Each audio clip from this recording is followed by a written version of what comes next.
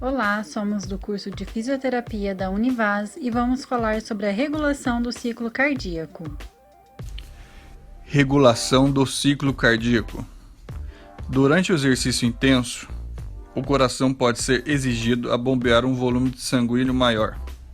Os mecanismos básicos que regulam esse aumento do volume bombeado estão no próprio coração e no sistema nervoso autônomo. Débito cardíaco.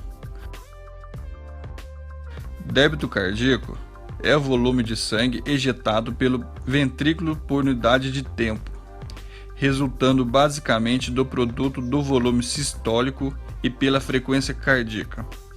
E a sua regulação é feita por intermédio de mecanismos intrínsecos e extrínsecos. Frequência cardíaca. A frequência cardíaca indica a quantidade de vezes que o coração bate por minuto e seu valor normal, em adultos, varia entre 60 e 100 batimentos por minuto.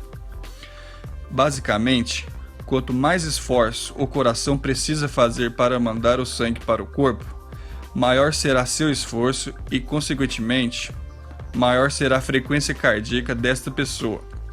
E quanto mais eficiente for cada batida do coração, menor será a frequência cardíaca.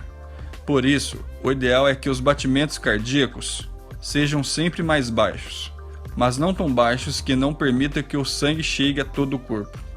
Por isso, exige uma taxa ideal que varia conforme a idade. Até 2 anos de idade, de 120 a 140 batimentos por minuto. Entre 8 anos e até 17 anos de idade, 80 a 100 batimentos por minuto. Adultos sedentários, 70 a 80 batimentos por minuto. E adultos que fazem atividade física e idosos, 50 a 60 batimentos por minuto. Regulação intrínseca. Os mecanismos intrínsecos representam um mecanismo interno próprio do coração. É um mecanismo que altera o volume sistólico e a frequência cardíaca. Mecanismo de Frank-Starling. Define que o coração possui uma capacidade intrínseca de se adaptar a volumes crescentes de afluxo sanguíneo, ou seja, quanto mais o miocárdio for distendido durante o enchimento, maior será a força de contração e maior será a quantidade de sangue bombeada para a aorta. Pré-carga. É a força ou carga exercida no miocárdio no final da diástole. Pode dizer que se refere à quantidade de volume sanguíneo no ventrículo no final da diástole. Pós-carga. A pós-carga se refere à resistência, impedância ou pressão que os ventrículos têm que exercer para ejetar seu volume sanguíneo. Ela é determinada por vários fatores: o volume e massa do sangue ejetado, tamanho e espessura das paredes dos ventrículos e impedância dos vasos. Nó sinusal ou nó sinoatrial é uma estrutura anatômica do coração que faz parte do sistema cardioconector, responsável pela função de marcar o passo natural, ou seja, produz seu próprio potencial de ação, que é o estímulo elétrico. É a estrutura cardíaca com a maior frequência de despolarização. Regulação extrínseca. Quanto aos mecanismos extrínsecos, são mecanismos externos ao coração, como o sistema nervoso autônomo, temperatura e efeitos íons cálcio e potássio.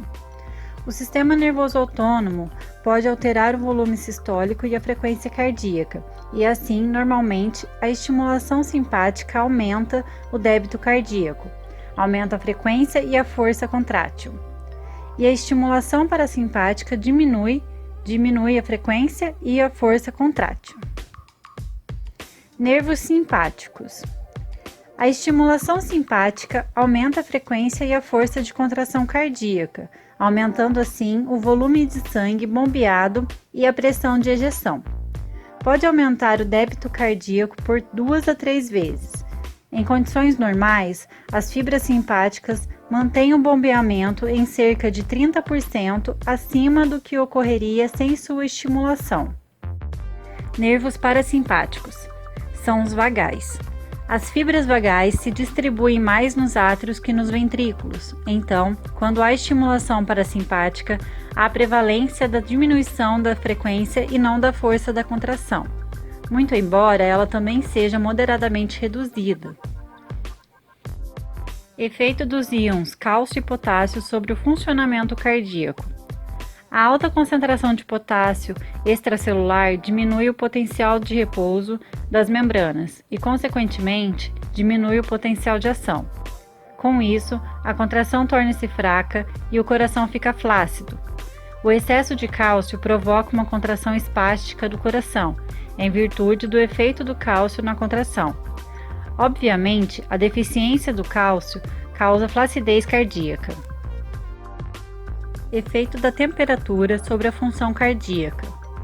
O aumento da temperatura do corpo provoca um aumento na frequência cardíaca e a temperatura baixa a diminui.